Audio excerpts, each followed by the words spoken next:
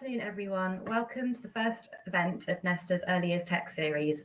Today's event is to mark the launch of our first report in the series, Could Toddler Tech Help to Get More Children School Ready? And thank you for joining us. Today we'll be sharing our latest research into apps developed for children aged under 5. We'll be asking if apps offer an opportunity to support early childhood development and reduce the school readiness gap, or if we should be wary of toddler tech. Our fantastic panel of early years and tech industry experts will be joining me for an in-depth look at this emerging use of digital technology. Before we get going, I'll start with a few introductions. Nesta is the UK's innovation agency for social good. We design, test, and scale solutions to society's biggest problems. Our three missions are to help people live healthy lives, to create a sustainable future where the economy works for people and the planet, and to give every child a fair start. I'm Louise Bazalgette, Deputy Director of Nesta's Fairer Start mission, and the goal of this mission is to narrow the early years outcome gap between children from low-income backgrounds and their peers. And today we are joined on our panel by Carlos Canders, who is a Senior Data Foresight Lead working in Nesta's Discovery team.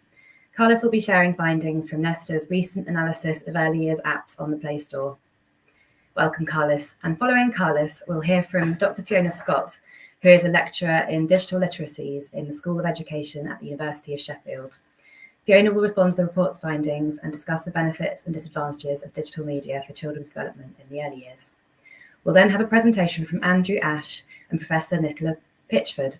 Andrew is CEO of 1 Billion, a UK-based non-profit organisation which has developed One Course, an app that supports children develop their reading, writing and numeracy. And Nicola is a psychologist who specialises in child development at the University of Nottingham. Nicola will share with us her research into how 1 Billion software has been used with preschool-aged children. We'll then hear from Ellie Sargate-Francis, who is Assistant Director of the Early Childhood Unit at the National Children's Bureau. Ellie will share her own insights from NCB's national programme, which supports children's home learning environment, and she'll discuss the potential role of apps and digital tools. And our final speaker will be Liz Hodgman, who leads on early years for the Children's Improvement Team at the Local Government Association. Liz will share her thoughts on the role of local authorities in supporting parents to navigate their young children's use of digital media. Once we've heard opening remarks from everyone on the panel, it will be the audience's turn to contribute to the debate and put your questions to the panel. So please do join in the conversation by posting in the comments box on the right-hand side of your screen. You can post your questions at any point during the event, and I will then put questions to the panel later on during the question and answer session. And please note that if you want to access closed captions, these can be found via the LinkedIn live stream. So with no further ado, I'll now hand over to Carlos Canders, Nesta's Senior Data Foresight Lead, and he's going to share findings from our recent analysis of early years apps on the Play Store for children aged under 5. Welcome, Carlos. Hello, thank you so much. It's really great to be here today. And I'm very excited to tell you about our report on analyzing the market for children's apps. So if we go to the next slide, before we jump into the details, let me provide just a high-level overview of this project and its outputs. Our analysis primarily focused on mobile apps for young children and parents. And then we complemented this with an analysis of the global venture capital that is flowing into companies working on parenting or early years products and services. And then finally, we also carry literature review. And today, I'm presenting our findings on the first report about toddler tech and the market for children's apps. And in addition to this, we have also published a report on parenting apps. And we're also working on one final article about more general innovation trends in this space that will be published in July. If you go to the next slide, I will show you just a few highlights from literature review. And I'm sure we'll hear many more insights today from our wonderful panel of speakers. But first, we looked at the current state of play in terms of the use of digital technology by children. And I think it is fair to summarize that technology use among UK preschoolers is widespread. For example, Ofcom has reported this year that among 3 and 4-year-olds, about 78% use tablets to go online, and 17% have their own mobile phone. In terms of activities, watching videos tops the list with about 3 hours of video content every day. But we also see evidence of increased app usage, especially during the pandemic. And the reasons for using digital devices, as you would probably expect, vary between supporting learning, to encourage playing, as well as to keep children occupied. And importantly, children in lower income households use technology more frequently. In the next slide, we're, of course, naturally then asking the question, should we be concerned about the rise of toddler tech and screen time? And I guess the answer is, well, not necessarily.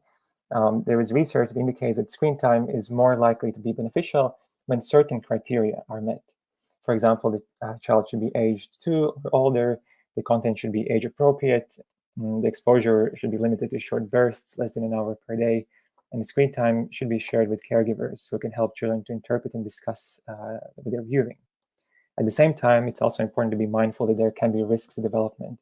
For example, when screen time is in excessive quantities and it's not age appropriate, or when children are not interacting with caregivers and the screen time is at the expense of physical activity. And so in the next slide, you can see that, given that there are some benefits from screen time, so we wish to understand what digital tools are young children using. And so we have started here with looking at mobile apps, and we used data analytics to perform a very thorough search of the Google Play Store. These efforts are summarized in this picture, where we are visualizing the landscape of different children and parenting apps. And every circle on this landscape is an app, and apps with similar descriptions are located closer together, and the colors indicate different categories of apps. And when you go on Nest's website, you can also explore this landscape yourself. It's interactive, and you can see all the apps and actually look them up on the Play Store. But our first observation was that there is simply a striking number of apps. So in the journey from preconception to preschool, we identified at least 1,200 offerings on the UK Play Store. And so if you start at the bottom half of this picture, you will notice that we have apps for parents, for example, to track fertility, pregnancy, and different milestones for babies. And then as we move higher up, we transition to apps that are used by children.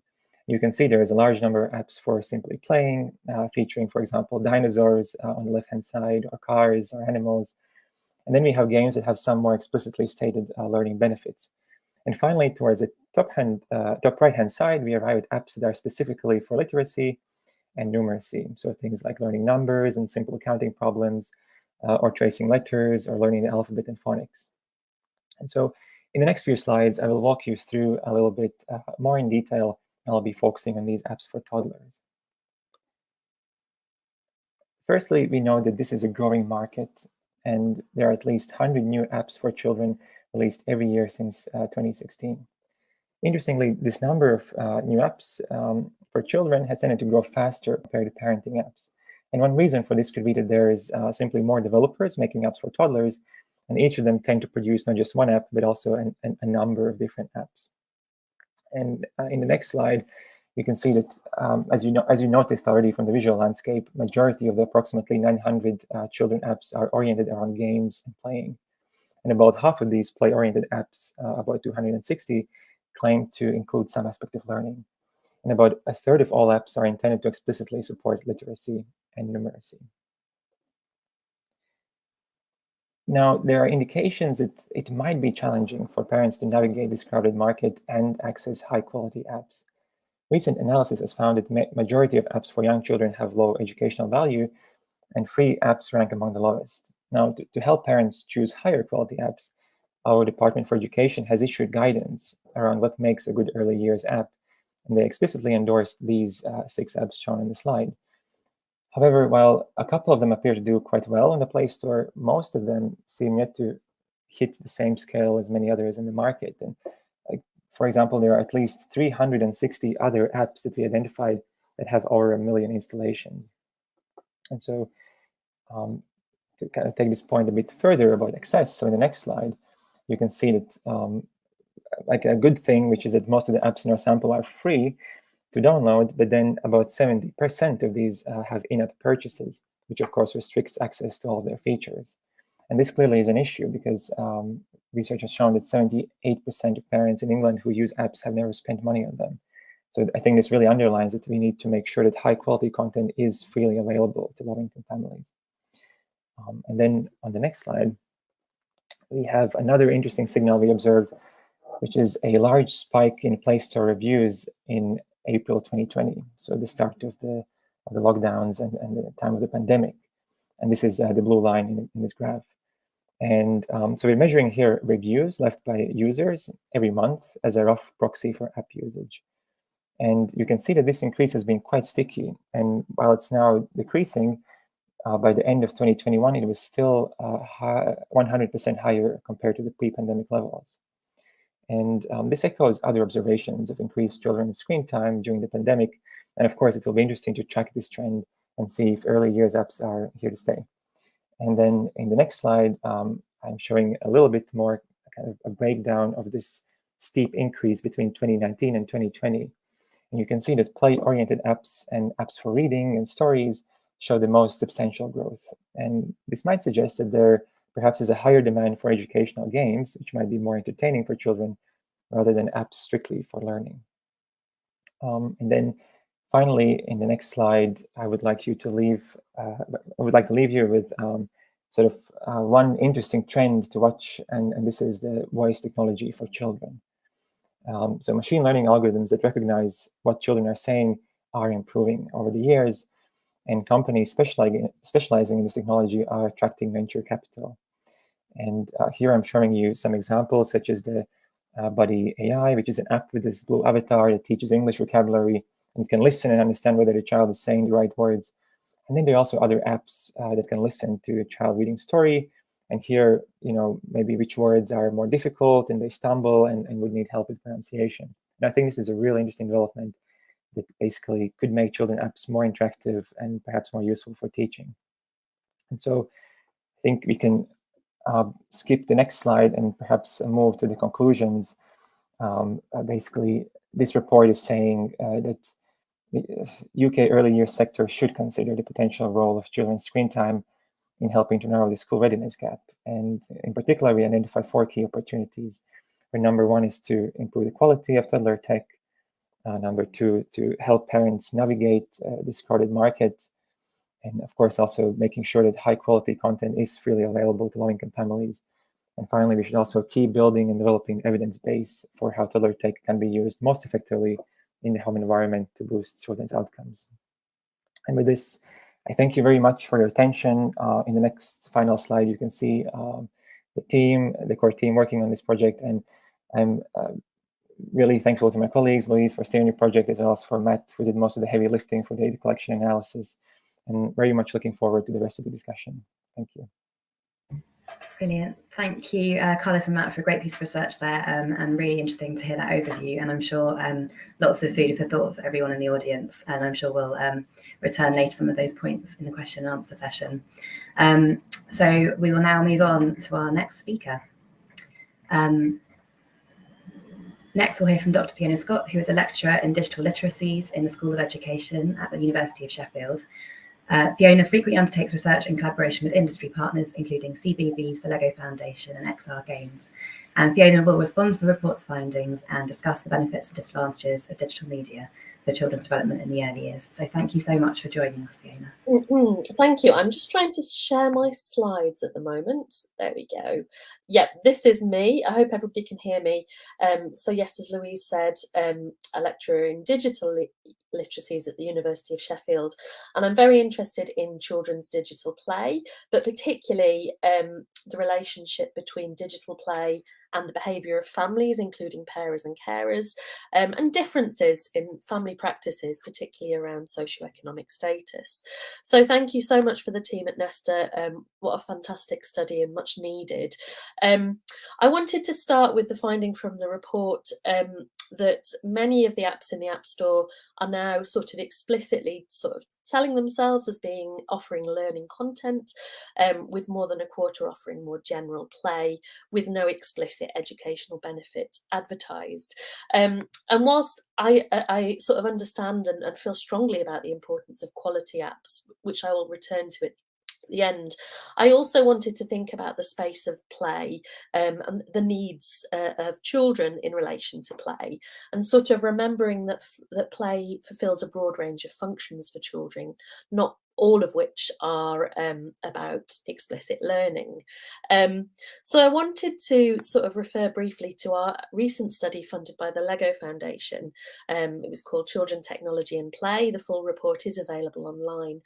And in this study, we looked into lots of things, including sort of parent attitudes, the nature of children's play, what some of the outcomes were, as well as looking a little bit at socioeconomic difference. And we found that really in line with some of these findings in terms of what apps are being produced, parents are now very committed across the spectrum really to prioritising education and learning when they're selecting apps for their young children to play with. And they think that these apps will provide valuable skills that could serve them well in the future. And they spoke particularly in this about these explicitly educational apps, including things like Spelling Shed and Times Table Rockstars. So one thing we noticed was that parents, in fact, tended to focus more on learning and development in terms of these very specific perceived educational benefits. And I think this is something we're seeing coming through in terms of the apps that are being provided. But it was less common for parents to talk about the social, emotional, cognitive and creative skills that can be developed in digital play. And we know from the findings of our study that actually there were a broad range of knowledge and skills that children developed in their relationships with digital apps. So yes, this sort of subject knowledge and understanding, language, literacy, mathematics. Also not forgetting the digital skills themselves, so the operational skills around using devices, but also those really important skills around being able to create their own digital texts and interpret digital texts. And finally, these important holistic skills, so social, emotional, cognitive, physical and creative skills. And I want to speak to one example quickly of a family who loved finding roller coaster simulation videos on YouTube.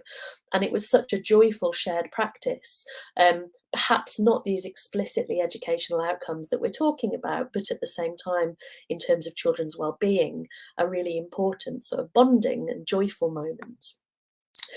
So speaking specifically to socioeconomic status, we did see more diverse forms of adult mediation of digital play in managerial, administrative and professional occupational families when compared to intermediate, routine and manual occupation families.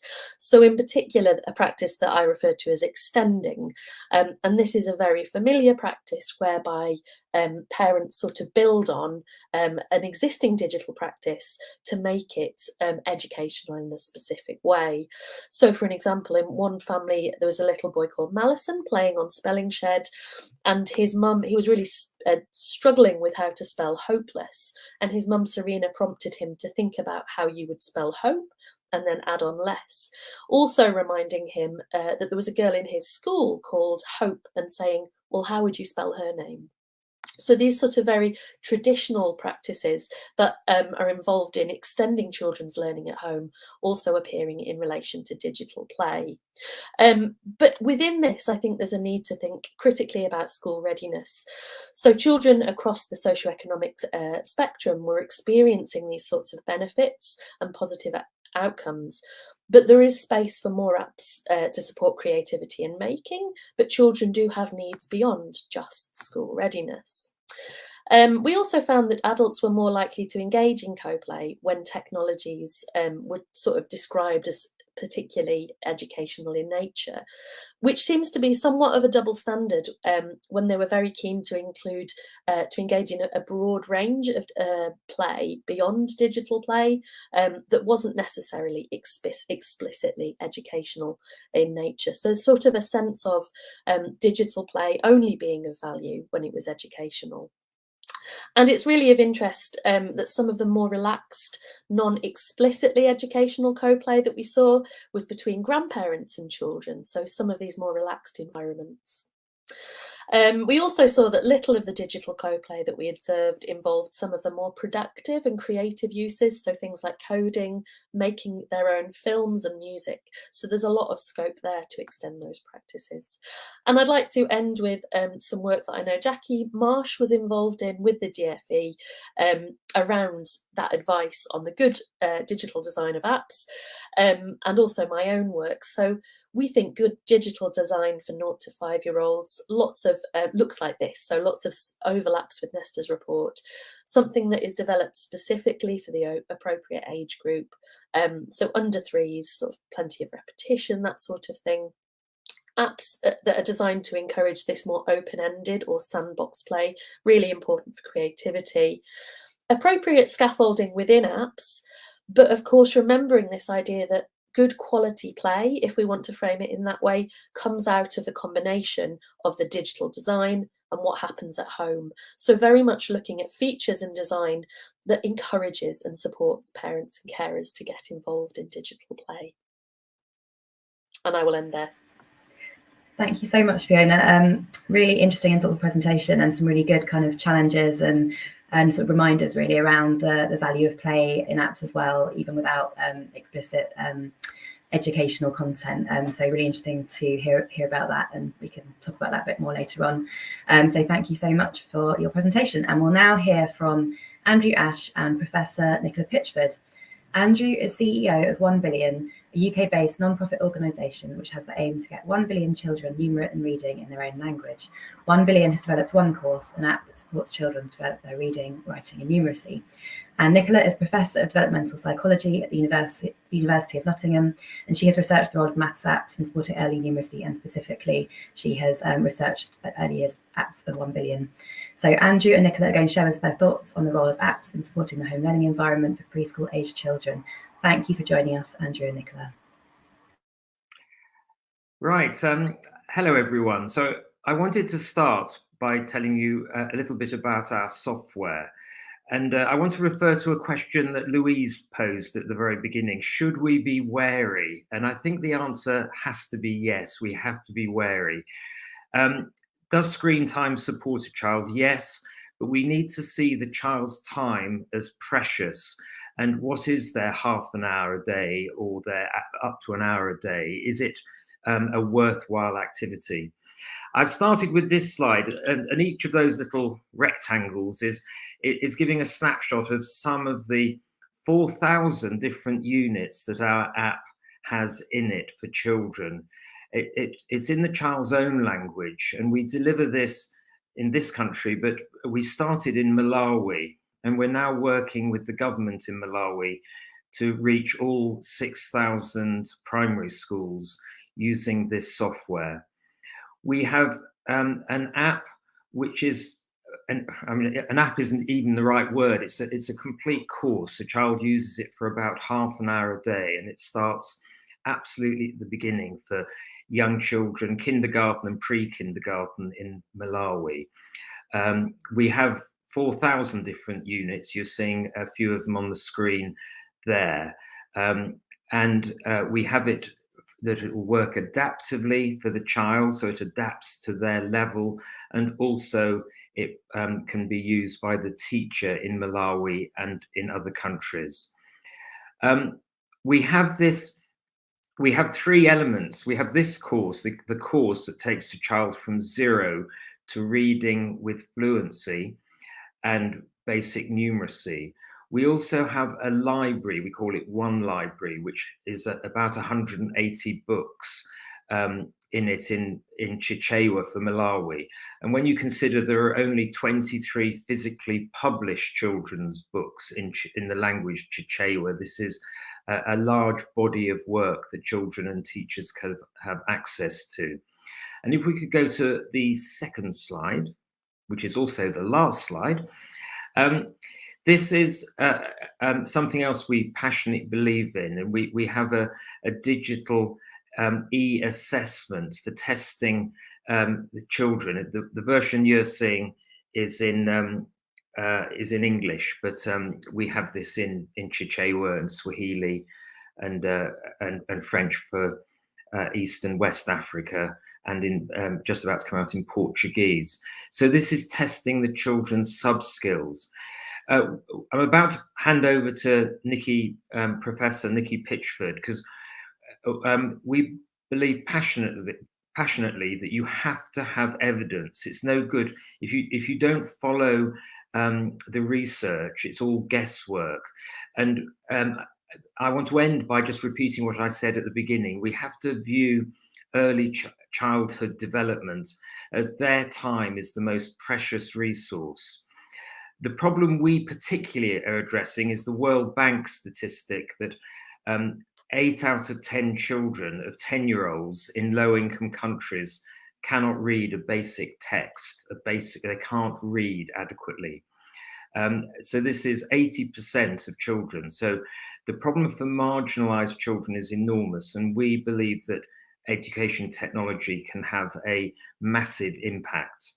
And now I'd like to pass over to Nikki Pitchford. Thank you, Andrew. Thank you to Nesta for inviting me to speak today. I'm going to be talking about research that we've conducted in the UK with 1 Billion software with preschool children. We've conducted a lot of work with school-based children in Malawi and in the UK, and have shown that 1 Billion's one course materials are highly effective at supporting literacy and numeracy skills in a class environment. But what about the home environment? Well, I'm going to draw on some research that we conducted with preschool children. The research was actually conducted in a nursery setting, so it wasn't actually in the home environment. But I think that the findings generalized to the home environment, especially given Fiona's presentation, and you'll see quite a lot of similarities with the findings that we have to the results that Fiona was talking about from her research. So we were looking at the maths content of 1 Billion's one course, and we were working with nursery school children. And we conducted an impact evaluation to look at how much children actually gained in terms of their maths learning after working with the apps. But we also conducted a process evaluation, which involved interviewing the early years educators to find out what they thought the benefits were to using this kind of technology with preschool children. And I wanted to share with you today the findings of that process evaluation of the qualitative work. So the facilitators in the nursery that were using this app with young children identified these areas of benefits. So they showed skill acquisition in maths learning, so domain learning acquisition. So we found that the teachers were reporting an increase in preschool children's maths knowledge, so things like number recognition and shape recognition. Their maths skills, their operational skills, such as counting, also improved. And the teachers also highlighted that this generalized to other domains as well that were being supported in the nursery. They also reported a general increase in general learning skills. So children's confidence in learning new material increased. So their general confidence increased. And we also saw increases in their confidence with working with technology. And children's enjoyment was evident with working with these apps. The 1 Billion software is highly engaging. It's really developed from a child's perspective. And you could see the children really enjoyed learning with this technology. There were caregiver and child interactions, which would translate to the home environment where the caregiver or parent were interacting with the child, but also peer-to-peer interactions that enhance motivation. So in a home environment, if you've got siblings, this kind of technology could be used there. One of the main benefits that was identified was an increase in language skills, so especially speaking and listening skills. So the children were able to follow the instructions that were given to them in the app. They talked more with caregivers and peers after interacting with this technology. And we also saw teachers reporting an increased level of attention. So children were identified as focusing on a task for an extended period of time, the quality of focus on the task was better. They were less distracted and less impulsive. But the outcomes did vary depending on the individual differences of the child. And as with any of these educational technologies, child factors are important in influencing progress. So all of these factors were found as being beneficial to children working with this technology in a preschool nursery environment. But I think you would find very similar things working in the home environment if the parent were actively engaged with the child. Can I have the next slide, please? So what I'm showing here is a model that we put together from this research that just really highlights areas of value, but also if these are missing, then areas where the potential for gains will be less obvious. So if you look at app features, you really need to look at using apps with preschool children that are targeted for their age range so that they're accessible for them. And especially in terms of the language that's used, it's really important that the app has language content which is aimed at preschool children. Also, for educational apps, if there's instructional demand given, then that helps children navigate through the app. And the task structure and task processes need to be well specified. And ideally, if it's an educational app, there'll be curriculum links. The learning environment is also important. So the physical learning environment, ideally an environment where you do this kind of engagement with your child on a daily basis. It's a quiet environment. If there's a chance for social interaction through peers or through caregivers, then that can enhance learning. And having a facilitator there to help the child navigate through the app. For the facilitator factors, we're looking at a parent, a caregiver, or a preschool educator being able to help the child guide through the pedagogy, provide instructional scaffolding. So Fiona gave an example of Hopeless. That's an example of how a facilitator, a parent, or an educator could aid the child in understanding the content of the app.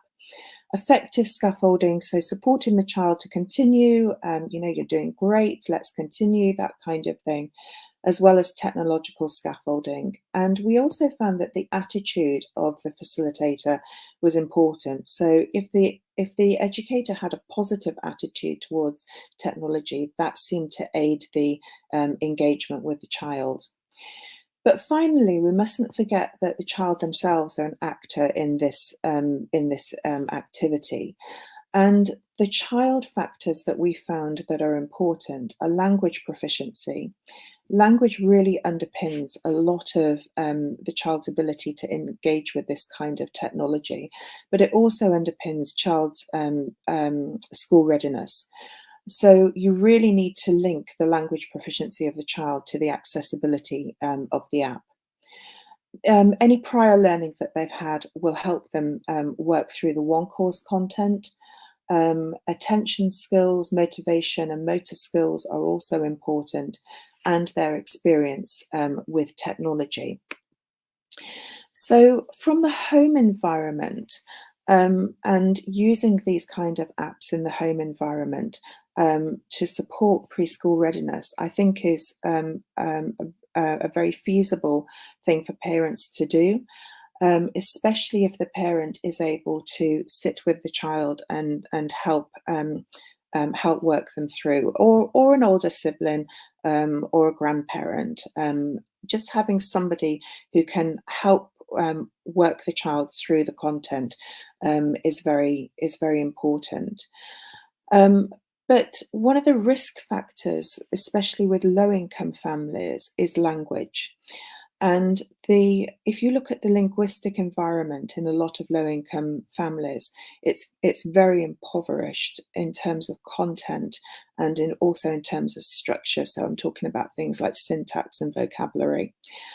And I think that there is a real opportunity for high quality educational apps that are targeted on developing language skills to facilitate closing the preschool attainment gap in school readiness for children in low-income families. And I think that that's an area where this kind of technology can be used extremely effectively to help prepare children for the school environment. I'm going to stop there now, but thank you for having us today. Thank you so much, Andrew and Nicola, for a fascinating presentation. And we've had lots of questions coming through, which we'll be able to pick up later on. So I'll look forward to posing some of those to you later. Everyone in the audience, please do keep putting questions in the chat, because we will have time for question and answer session later. There are no stupid questions. So if there's anything that's intriguing you, or anything you wanted to clarify, or any questions you wanted to pose to the panel, please do put those in the chat as we go along. So I'm now going to introduce Ellie Sargate-Francis, who is Assistant Director of the Early Childhood Unit at the National Children's Bureau. Ellie will share her own insights from NCB's national programme to support the home learning environment and discuss the potential role of apps and digital tools. Thank you so much for joining us, Ellie. Thank you. Thanks so much for having me. I'm going to look at this toddler tech kind of question through the lens of making it real. Making it real. Real stands for Raising Early Achievement in Literacy. It's a programme we deliver at the National Children's Bureau. It was developed in conjunction with the University of Sheffield. It's delivered in approximately kind of 80 plus local authorities nationally. And what REAL does is it supports practitioners to be able to upskill parents around the home learning environment. So parents, practitioners go into the home and model to parents how to support their child's learning. So at NCB, we really kind of welcome any additional tool in the toolbox for parents around supporting their child's early learning, supporting the home learning environment. And of course, we're talking about apps which have kind of moderated content here, you know, research-based, evidence-based. And also you've got to think about, you know, this kind of, you know, often there's a breakdown in family networks now. People are increasingly isolated. So anything that can kind of add additional support to parents when it comes to the home learning environment is brilliant. But I do think there does need to be more research around once downloaded, how these apps are being used, because I think there are risks, as other colleagues have mentioned. So Making It Real uses something called the ORIM framework. The ORIM framework was developed by Peter Hannon at the University of Sheffield, and ORIM stands for Opportunities, Recognition, Interaction and Modelling. And these are the things that parents do in the home which support their child's learning. And if we think about apps in relation to the ORIM framework, yes, apps are another opportunity for learning. But if we think about interaction and modelling and real-world interaction and modelling, then there is the risk if apps are being used instead of the real-world interaction and modelling, there's of a detrimental effect.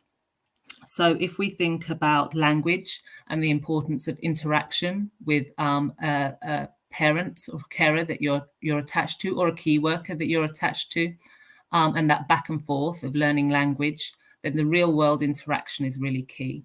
And also if you're thinking about modelling, so real is about language, but it's mostly about also literacy. And if you think about the opportunities which parents present in the home, for example, the use of a recipe, children are looking at that and thinking, this is why I need to learn to read. This is how writing works. And they're excited and enthused by that real world opportunity and that real world modelling. All the environmental print, the signage which is out there, which supports us as adults to know what we're doing, where we're going, you know, pointing that out to children in the real world is what enthuses them to learn, for example, learn to read. So I think real world interaction and modelling are key. Also, I just wanted to think a little about real world recognition and celebration of learning. So that's the R in ORIM. Parents and carers celebrating a child's successes, celebrating a child's real world learning development, especially from a parent or carer or sibling or a key worker which the child is attached to, obviously really supports that emotional health and well-being for the child. And I think, you know, a digital kind of digital confetti across the screen, for example, obviously doesn't have the same impact. So I would just like us to look through the lens of the Orange framework at this and think about all the things, the rich things that parents do with their children day to day to support their child's learning, and the potential, if it's used instead of those real world interactions, the potential detrimental effect. So a very brief overview from me, a brief glimpse into making it real and how that uses the Orange framework to think about the home learning environment. But I think it agrees with colleagues on the panel about the potential it has as another tool in the toolbox, but also the potential risks if not used in that kind of interactive way with a parent or caregiver. Thank you so much, Ellie, for those reflections. I think, yes, as you say, very important to highlight the potential risks if this isn't done well, as well as the opportunities which we're looking at today. So great to hear from you on that. And our final speaker is Liz Hodgman, who leads on early years for the Children's Improvement Team at the Local Government Association. And Liz is going to share her thoughts on the role of local authorities in supporting parents to navigate their young children's use of digital media. So thank you very much for joining us, Liz. It's great to have you with us. Thank you. Have the next slide, please. Thank you. So is there a role for local authorities? I think we've heard today that, yes, there is a role in supporting the rollout of apps to families, although with some caution. To hear that there's like 1,200 apps available is a bit of a minefield. So yes, apps can offer universal support for the home learning environment at a very little cost that couldn't be replicated with face-to-face support for every family. So there is a real opportunity there to support the home learning environment. So the role for the local authority, signposting and promoting the apps, recommending the right ones, and for some local authorities that's been going further and buying into an app, for example, the 50 things to do before you're 5. Thank you. Next slide. But there are challenges with local authorities promoting apps. We've heard today about how many there are and about the quality of them and the low educational value of some of them. So how do you decide which are the right apps to promote within your local authority? You need to have the staff understanding the apps that you're promoting. You can't support a family maybe to download the app and then start using it with their child and role modeling using it with their child if you don't have an understanding of the app yourself. There's an issue around staffing capacity. We're asking staff to do additional things on top of their already busy workload.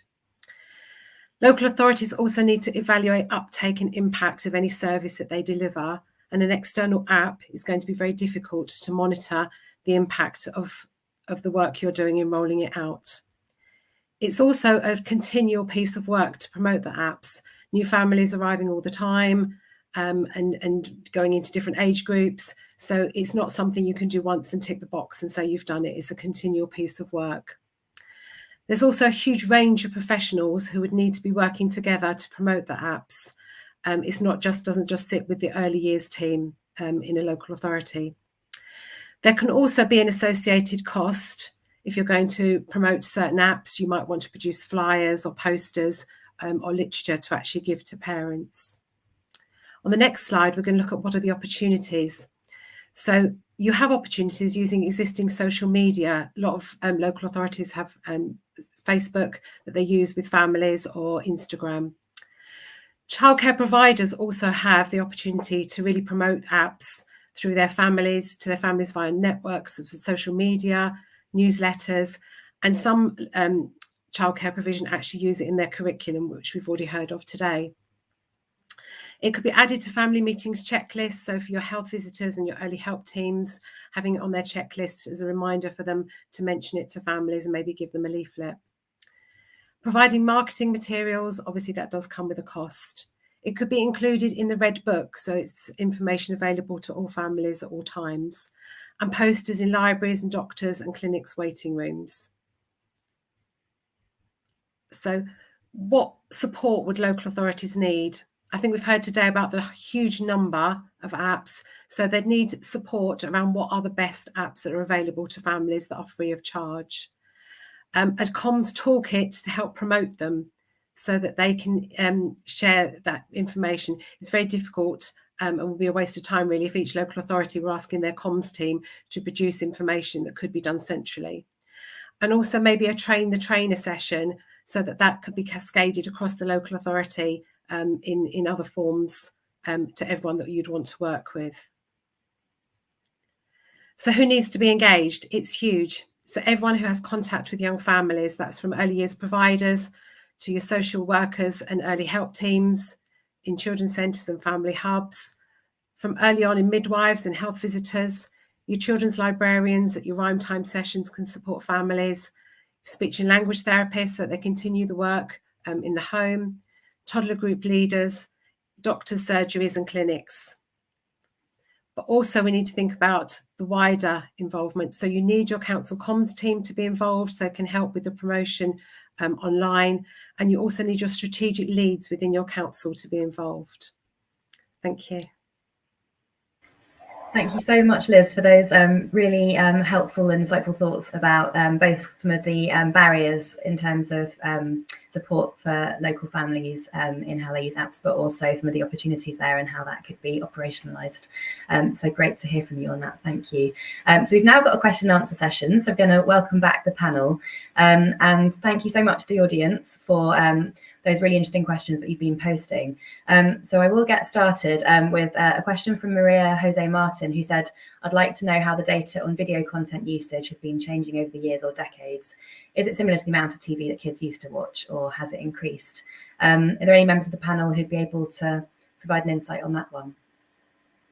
And maybe I can make a quick comment on this, saying that I think one striking fact, which is maybe more recent than looking back in the decades, but just looking back pre-pandemic. So there are reports that I mentioned that kids now watch about 3 hours of video content every day, and this is half an hour more than pre-pandemic. So that's already about 20% increase. And of course, these are just the averages, and there will be kids that watch much more. And I guess I would also add that I think the way the content is reaching children has fundamentally changed over the past decades, where it's not so much that we're watching, a program broadcasting on our TV sets, but it's now that preschool kids are digital natives and they can navigate digital platforms themselves, and they maybe don't need that much direct help from parents to actually find content on their own, which of course also comes with its own challenges. Thank you, Carlos, for those reflections. And we had a question from Dr. Marianne Hardy, who said, is there a sense of how much and in what ways these apps are being used in childcare settings and nurseries in the early years? Would any member of the panel have some insights on that one? So thank you for the question. The 1 billion apps that we were evaluating were being used in nurseries. And we've also looked at these apps in early years in schools. So there was a large evaluation conducted by the Education Endowment Foundation that was evaluated by the University of Oxford, and Nottingham implemented along with our teacher partner through the Apple Distinguished Educator Network, Mark Fowler. And we put it into over 100 primary schools across England. So it was part of an integrated activity on a daily basis. In the primary schools, they were using the apps for about 30 minutes a day. And in the nursery schools, they were using them for about 15 minutes a day. And sometimes a couple of 15-minute sessions. So other care settings I'm not sure about, but certainly in sort of education-based nurseries in early years, they are being used. I think the 1 billion maths apps are being used in over 200 schools that I know of that we've been involved in with research. And we also have an implementation guidelines. We've got a manual to help educators implement effectively that's freely available through Mark Fowler's school at Burton Joyce Primary School. Thank you. Fantastic. Thank you for your answer to that question. And Anna Kasana has asked, is there somewhere to refer to help parents picking good educational apps? Any insights from the panel on that one? Looks like Dr. Fiona Scott's nodding. Nodding. Sorry, I can't remember the exact name of the document, but the Department for Education worked with a panel of early years specialists. I know Jackie Marsh was involved in it, and they did produce some guidelines for making high quality apps, particularly around children's literacy. That document, if you do a little bit of Googling, is available. But obviously that is quite specific to literacy, although when you look at it, a lot of it is based on principles that would apply more broadly. Fantastic, thank you, Fiona. And that report is, I think, linked from Nesta's report as well, and we can include that when we send out various information after this call. Were there any other suggestions from anyone on the panel for advice for parents? Yes, Nicola? There's also a report recently published by Laura Outhwaite and colleagues at UCL that is in the Nesta report as well. So that's really accessible and parents can get hold of that. I think that focuses specifically on maths apps, but again, you'll see the sort of principles coming through there. Thank you. Fantastic, thank you, Nicola. And there are a few questions about the One Course app. So Maria Jose Martin has asked, will it be available on the App Store for the iPhone as well? Yes, I can answer that. At the moment, we produce a dedicated tablet that can be solar powered for use in countries like Malawi, because I mentioned 6,000 schools and 5,400 of them don't have electricity, but they do have a lot of sunshine. We've had, as Nicola has discussed, we've had for many years an early version of our maths apps on the Apple App Store. Those are quite old now, and we are in the process of putting One Course both on the Play Store and on the App Store. It won't be on the App Store till the beginning of next year. It's an enormous app, and it's a lot of work. We do have our e-assessment app on the Play Store now, and called One Test, and that will also be on the App Store quite soon, and as will our library, the library of digital and digital books and audio books will be on the library as well. But One Course itself, I'm afraid, won't be on the App Store till the beginning of next year. Thank you. And there's actually another question, Andrew, on One Course, which was, is it available to schools? Well, it's not available yet to schools, apart from through our partners who put it on dedicated tablets, and they install it. So we provide. I mean, it can run on schools, but we provide either what they call the ROM, which is where we have our own version of the Android operating system, and it takes over the tablet, or as what is called an APK, so it's the application itself. So we do provide that to partners, but we're the publisher, and to be completely honest, our main focus at the moment is on with ministries of education in African countries. Fantastic, thank you. And I imagine once it's on those app stores, then it'll be much more freely available to schools, should they wish to download it. And we had a question from Siobhan Chan, who said, interesting point from Nicola about how apps could be used to help children develop their language skills. Does anyone have any experience of using apps for this? Is there anyone on the panel who's done work in this area? Could I just do a quick introduction to that? There's a very interesting statistic in countries like Malawi, Tanzania, Uganda, where about 40% of children, a massive number, seem to be failing at primary school, whatever intervention is given to them. There's extra support, there's more teaching assistance, and there's a lot of different theories what is happening. One of them, possible ones we're looking at, is very poor language skills, and we know that's the case with children, even in UK schools. A minority of children do come that. So we're working at the moment on improving basic oral language work for children, because we do know that some children arrive at school with extremely poor language skills in their own first language. That's fascinating to hear about. Thank you. And we had a question that was directed towards Nicola, which was, does including the psychology aspect from different assessment tests using AR tech, does that provide added value for parents when they get insights about their children's behaviour on the app? I mean, I think from a parental point of view, if you if you can upskill yourself in terms of understanding how children perform tasks and where your child has particular strengths and weaknesses, I think that can only be of added value. So what we tend to do when we evaluate the impact of different apps is we look at how much they improve learning, but we look at it from a sub-skill component as well, and also from domain general skills such as attention and executive functioning and memory, that kind of thing. So I do think that looking at psychological aspects helps to create a more comprehensive understanding of how and why children benefit, but also why they may not benefit from this kind of technology. And I think that was represented in the model that I showed you, that, you know, the work, we can look at app features and we can look at what's happening in the learning environment and the home environment.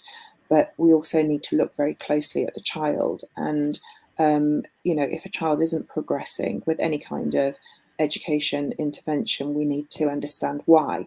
And I'm a firm believer in sort of tailored interventions to help children strengthen the skills that they have and to support any weaknesses that they have.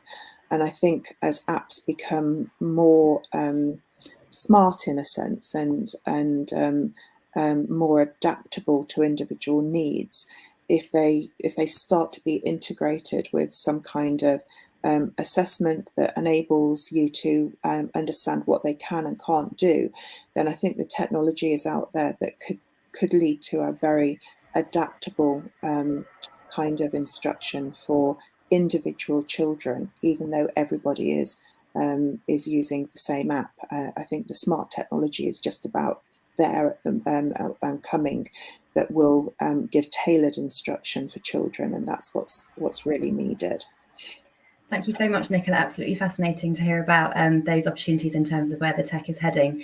So we're now reaching the end of our time. So I want to say thank you so much to our panel for such interesting and well thought through and useful contributions from each of you, and really fascinating answers to those questions from the audience as well. So thank you so much for joining us at this event.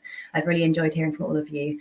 And now that we've reached the end of the event, I'd be really grateful if those who are joining us in the audience can please fill out a short survey. I think the links will be posted in the chat. And as a thank you for filling out the survey, you can be entered into the prize draw to win £50 bookshop.org voucher as an added incentive to take part. So we'd really value you taking part in those surveys and giving us your feedback. And then a quick plug for our next event, which is on Wednesday, the 13th of July. We'll be hosting the second event in our Early Years Tech series. This will be an online launch of our second report, which is about parenting apps and how they can help improve outcomes for children. And we'll be sharing our latest research into the landscape of parenting support apps at that event and discussing whether parenting apps have the potential to help improve outcomes for children. So thank you so much to both our speakers and to everyone in the audience for joining us. Goodbye.